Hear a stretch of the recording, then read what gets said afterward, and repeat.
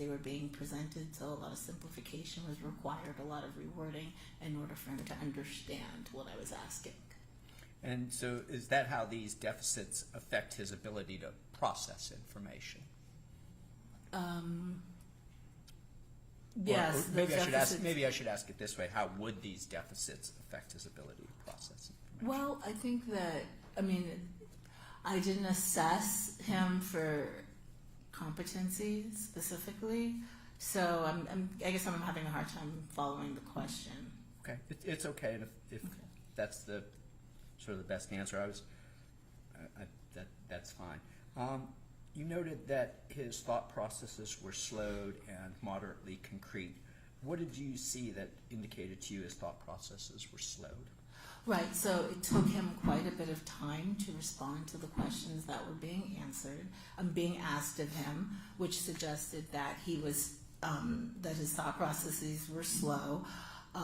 In terms of, like I said previously, when I would ask him questions, he required me to reword the questions because he did not seem to understand the larger words. It needed a lot of simplification, a lot of me speaking slowly in order for him to understand what I was trying to convey was necessary.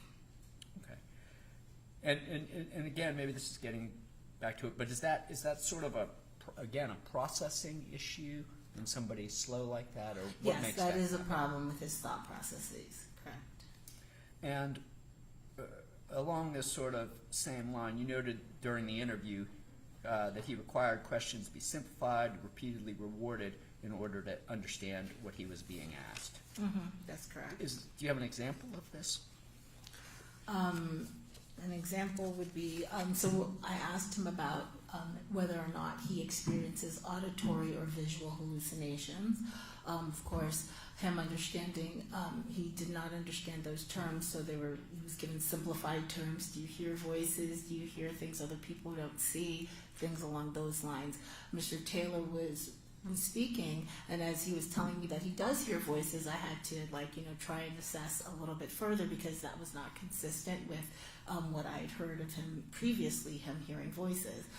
So I said, give me an example of a time when you're hearing voices. And he talked about how there have been times when he's been running away from someone, and he'll be like, I'll hear the voice say, stop running. And as we kept talking and talking, it sounded much more like he was referring to his own thoughts as opposed to actually hearing voices.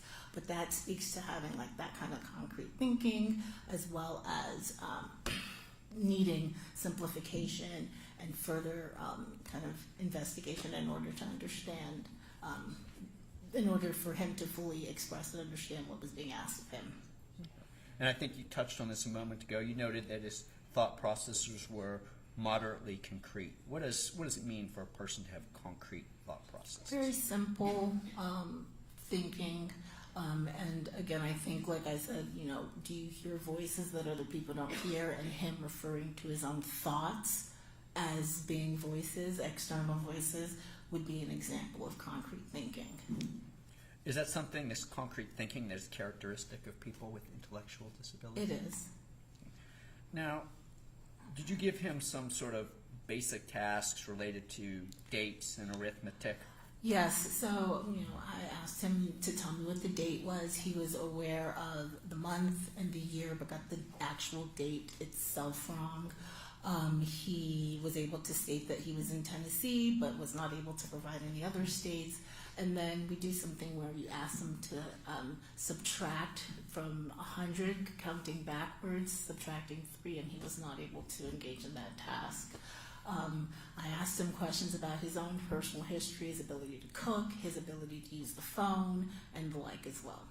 Now, those tasks aren't necessarily related to whether a person is dangerous to self or others, whether you can count backwards from 100. But why are those types of tests included with your evaluation and other psychological evaluations? Well, in the evaluation that I conduct, I'm trying to determine risk of harm, and that can be a person being violent to themselves or others. It can also be about posing just a substantial threat of dangerousness, and it can also be an inability to care for oneself. So when you ask questions about what they can and cannot do, you're assessing to see whether their memory's intact, things along those lines, to see whether or not they're actually going to be able to maintain their own safety in the community. So these types of basic tasks or questions are important to get a baseline of just a person's intellectual functioning for all these questions. That's correct. And he struggled with those. That is correct.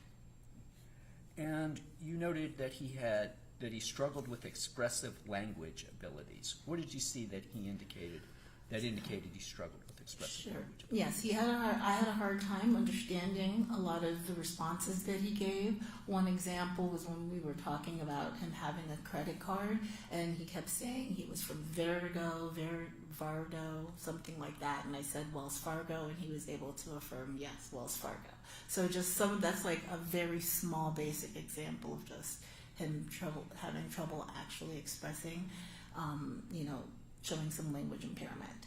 He also had some expressive language deficits. In another example of an expressive language deficit would be when I was talking about his family.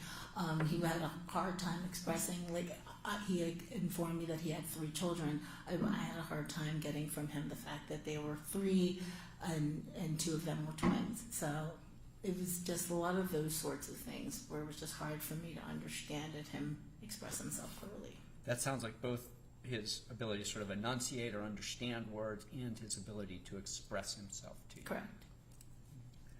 You noticed that his attention and concentration were poor. What made you believe that? He was having a hard time, just maintaining focus. He oftentimes needed to be redirected back to the topic at hand. He was someone who was cooperative and friendly, so he tended to talk a bit. And so sometimes he did require a little bit of redirection back to what we were talking about.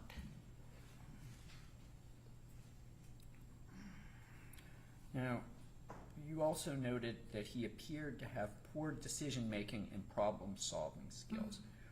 What would make you believe that? Just speaking back to the example of the fact that he continued to smoke while having one lung and was not able to express me when I asked him, do you understand why that might be dangerous or might be a bad decision? He was not able to express as to why that would be. When we talked about where he would go should he release from jail, he was not able to express anything other than, I'm just going to go back to my girlfriend, that kind of thing. So again, that shows that there's not very much in the way of decision making in terms of what he would be doing moving forward. And this ties in there, you used the word decision making. I noticed that you found that he has a history of poor decision making. What things were you referring to there? I was referring to the repeated arrests that he's had, starting from the time that he was a juvenile, in terms of criminal involvement, in terms of the issues that he had in school. He's been in a lot of behavioral programs since since his youth, which would suggest some poor decision making on his part. Does it also go into things like holding a job or a stable place to live? Correct. That's right. So sort of all areas. All areas, yes. You noted that he appeared to be suggestible. Yes. So I would ask him a question. He might say yes, and then I would like, do you understand what I'm asking you? He'd be like, yes, yes. And I'd be like, okay, can you explain to me what I just asked you? And he would struggle to provide any accurate answer. But he was polite with you. Yes. Said, yes, ma'am, or yes. Never. Yes, he was polite, cooperative, would say he understood, and then I'd be like, okay, well, what does that mean? And he'd kind of be like, I don't know. Once you dug down, you'd recognize he really didn't understand. Right. And how is that suggestive? He just sort of goes along? That came up in terms of his suggestibility. Is that he just sort of meaning like he just goes along? And he's right, that's correct. Now, these cognitive deficiencies that we've discussed are what leads him to be committable. Yes. So why he's unable to care for himself outside of a controlled environment. Well, it's part of the reason, yes. Okay. And the other part is his dangerous That's conduct. correct, yes. And given that you found him to be committable, what placement would be recommended for Mr. Taylor? We would recommend placement at the Harold Jordan Center. And do we know how many beds are currently at the Harold Jordan Center? There are 6 beds at the Harold Jordan Center. And to answer a question that I anticipate maybe from the state or the court, how long approximately, or do you know, from when a person is committed to Harold Jordan to when they actually go to Harold Jordan? I cannot answer that with any certainty. It does vary from person to person. Is there any sort of approximate? No, I wouldn't want to speculate. And once a person is admitted, is there an average time that a person remains at the Harold Jordan Center? Again, it depends on the person's need. They have to stay until they are no longer committable, and depending on the person's functioning, finding a suitable placement for them if they're not committable, it will vary. So technically, I mean, there are people who have been there for years. Yes, that has happened. Now, if Mr. Taylor was committed to the Harold Jordan Center, would the goal be to try and restore him to competency? Yes. Are there people who are committed to the Harold Jordan Center who are sometimes restored to competency? Yes. So even if he's found incompetent at this hearing, there's a chance he could be restored to competency at a later date. That is correct. Now, after your evaluation of Mr. Taylor, you issued a certificate of need. Yes. And in it you set down the reasons why you feel Mr. Taylor's committable. Yes. And it looks like you signed it on January 30th of 2024. Correct. Has anything that you reviewed, or I don't know if you watched much of today's hearing, has anything changed your opinion as towards this certificate? No. I'm going to hand you something.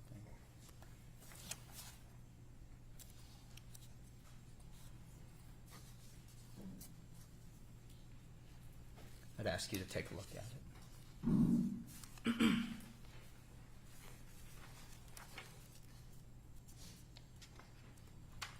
What is that? It's the certificate of need that I completed on Mr. Taylor. And does it appear to be an accurate copy? It does.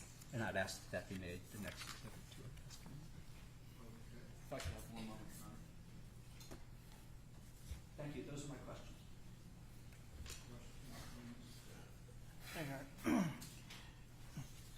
Dr. Ipke, you said that you were aware of or knew of Dr. Mathai? That's correct. Okay. So you and she did not overlap? Is that? Yeah, no, I've never met her. Okay. But you reviewed her reports? That's correct. Okay. And let me just ask, all of the information that you've told Mr. Wing and Judge Dozier that's contained in the certificate of need, did that all come from your interaction with Mr. Taylor on a 30-minute Teams meeting? It was approximately about an hour, but An yes, hour? Okay. but that and all of the other information that I reviewed. Okay, because you start with per record review. Yes. So that would include the Vanderbilt records, whatever was contained and sent to you from Dr. Wood or from Vanderbilt. Yes, correct. And then you did have prior the IDD, when it was them, those records, which included a previous finding that Mr. Taylor was not committable because there was no record of him having an intellectual disability. Did you review that document? The records that I reviewed, Mr. Taylor was seen for competency training and was diagnosed with intellectual disability. I understand that, Yes. but did you go back to see records to where Dr. Mathai had opined that he was not committable because there were no records of him having an intellectual disability? I did not review that report. Okay. Well, be that as it may, the 6 beds at Harold Jordan have a waiting list, correct? There's often a waiting list, yes. Well, is there one now? Yes. Okay. Because you're there at the Harold Jordan Center fairly frequently, right? Yes. All right.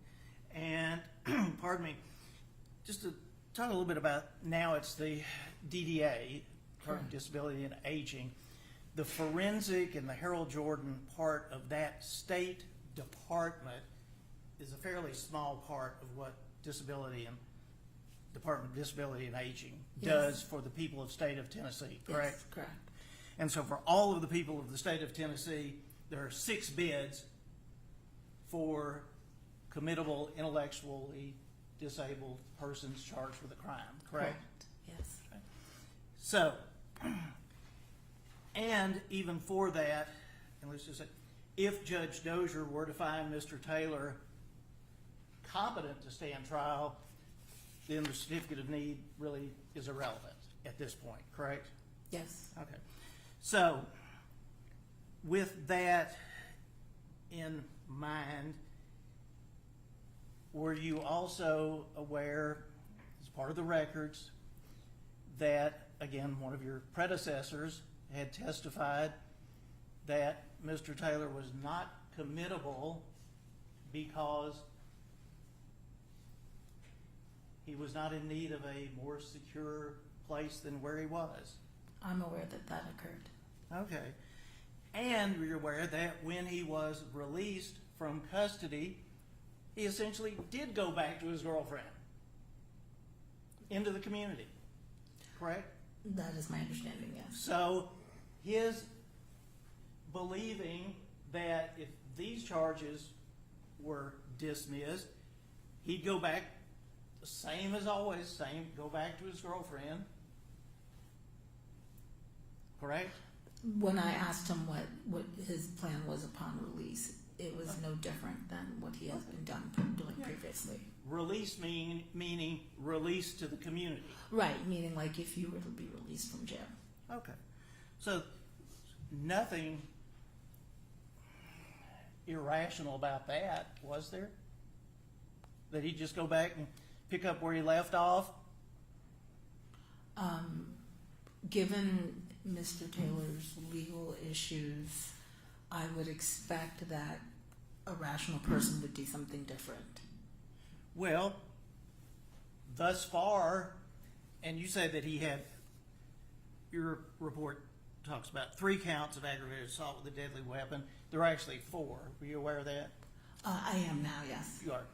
Okay. And so he was not committable until, at this time, he killed somebody, right? Well, when I did my evaluation, I found him to be committable. Okay. Because at this time, you knew he had killed someone. Well, killing someone definitely was the major factor in it, but that's not to say that someone had to die in order for him to be found committable. Isn't that what actually happened? Nothing, Sean. Any other questions?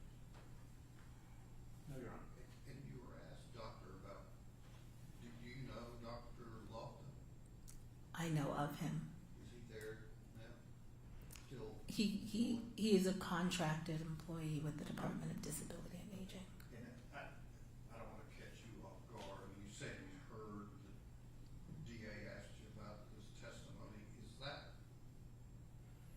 and again, you can read it if you want, but is that what he said accurate? Is what? In terms of, I assess someone, in terms of whether they're committable to Harold Jordan Center based on where they are now, i.e. jail. When I complete my evaluations for commitment, I look at whether or not there are any less drastic suitable alternatives. So I don't take it based upon if the person's in jail right there at that moment. It's about what will happen if they're not committed. Because he said, and I didn't read it to Dr. Wood, but Dr. Lofton said later in questions, so there's a chance that your opinion on Mr. Taylor could be different if he was out on his own recognizance as opposed to being in custody this entire time, and his answer was yes. Does that sound right? That would not be my answer. Okay.